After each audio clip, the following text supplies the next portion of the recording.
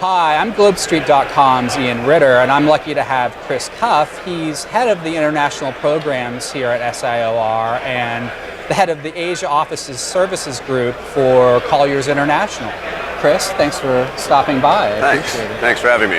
International expansion is very important to this organization. I was wondering, what kind of growth have you seen? What kind of markets are you looking at, and why is it so important?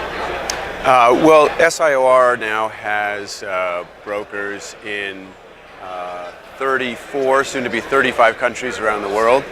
We have, including membership applications that we have in the pipeline, over 100 international members. And the reason that's important is because more and more companies are going global. Yeah. And they're not, when they're talking about going global, they're not just in the United States and Canada and Mexico and Western Europe. They're now entering Eastern Europe, Asia Pacific, Latin America, the Middle East. And so it's important that they be able to get a consistent level of real estate service, real estate advice globally. And, for SIOR, so if you're an SIOR broker in the United States and you have a client that's a multinational, it's easier for you to now find a partner to work with in different countries around the world. You're based in Shanghai.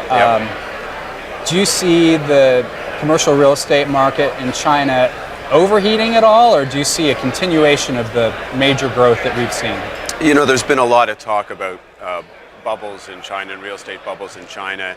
And but most of that discussion is around residential, and whether that's a bubble or not is anybody's guess. But certainly on the commercial side, there has been overbuilding in some segments at some times, but by and large, demand is meeting or exceeding new supply.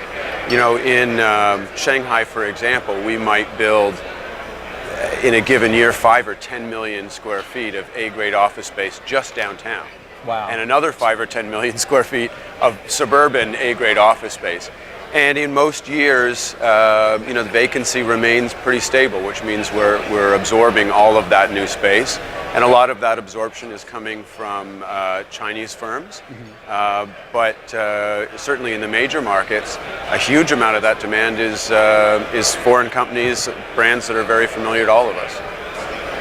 Despite all this growth, China does have a reputation by some that it's a tough place to do business. Is that warranted? It depends. I think in a more developed market like a Shanghai, doing business there is relatively simple and not as different as you might think from a North American perspective. It gets a little bit more difficult as you go into the Tier 2 and Tier 3 markets. You may be dealing with landlords who aren't as experienced in the way of global real estate as others. But again, with good advice, anything's possible. A lot of markets in Asia are hot right now, not just China. Any up-and-comers that you're seeing? Any emerging markets? Sure. We're excited.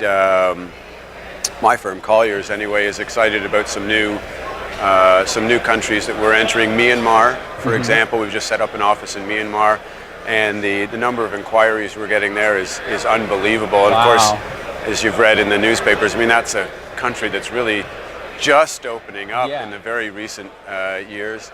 Countries like Kazakhstan, these are offices that are seeing a huge amount of growth.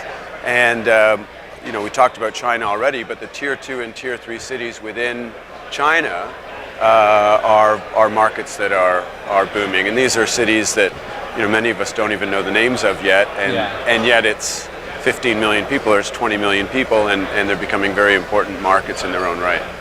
Fabulous. Well, Chris, thanks a lot for taking the time to do this. I appreciate it. Thanks for having me. And thanks for tuning in to SIOR Live.